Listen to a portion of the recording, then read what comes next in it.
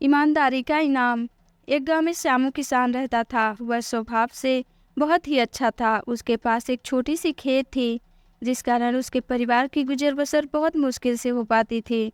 श्यामू अपने खेत में बहुत मन लगाकर काम करता था और छोटी सी खेत होने के कारण काम कुछ ही घंटों में खत्म हो जाता था। उसके बाद वह खाली रहता था, पर खाली समय बिताना श्यामू को अच्छा नहीं लगता था। इसलिए उसने एक दिन सोचा कि क्यों ना इस खाली समय में गांव के मुखिया के खेतों पर मजदूरी कर लिया जाए। इससे खाली समय भी कट जाएगा और घर में पैसों की कमी भी नहीं होगी। गांव के मुखिया बड़े भले इंसान थे। श्यामू जब उनसे काम मांगने गया तो मुखिया ने कहा, तुम्हें मेरे खेत पर मजदूरी करने की ज़रूरत नहीं है। आज से मैं पूरे खेत की जिम्मेदारी तुमको देता हूँ। जो भी फसल होगी आधा मुझे देना और आधा तुम रख लेना। मुखिया के इस बात से श्यामू बहुत खुश हुआ और अगले ही दिन उसने खेतों में काम करना शुरू कर दिया। श्यामू हर दिन सुबह सबसे पहले अपने खेतों का काम करता और फिर मुखिया के खेतों का काम करने चला जाता। एक दिन दोपहर को जब श्यामू मुखिया के खेतों में हल चला रहा था कि अचानक उसका पैर किसी चीज से टकराया। जब उसने मिट्टी हटाकर देखा तो वहां मिट्टी से बना एक छोटा सा घड़ा था, जिसके ऊपर लाल कपड़ा बंधा हुआ था। श्यामू पहले तो थोड़ा डर गया, लेकिन फिर भी उसने थोड़ा साहस करते हुए कपड़ा हटाया और जैसे ही उसने घड़े के अंदर देखा तो वह आश्चर्यचकित रह गया। उसमें काफ़ी सारे सोने के सिक्के थे। श्यामू को अब समझ नहीं आ रहा था कि वह इतने कीमती सिक्कों का क्या करे। एक और श्यामू ने सोचा कि क्यों ना इसे किसी सुनार को बेचकर अपने घर के पैसों की कमी को हमेशा के लिए खत्म कर दूं।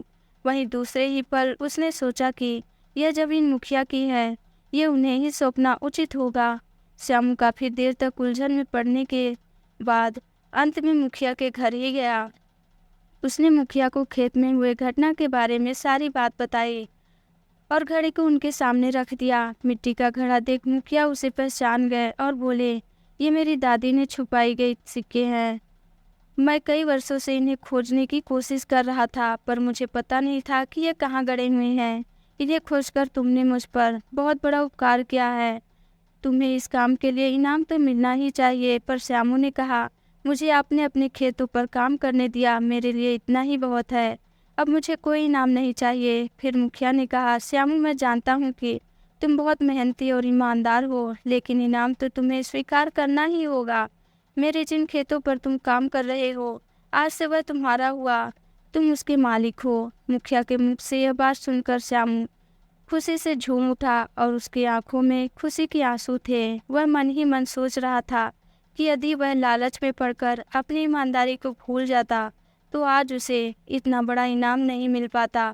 श्यामू ने ऐसा इसलिए किया क्योंकि ईमानदारी ही सबसे अच्छी नीति है और हमें थोड़े से लालच के लिए किसी के साथ बेईमानी नहीं करनी चाहिए।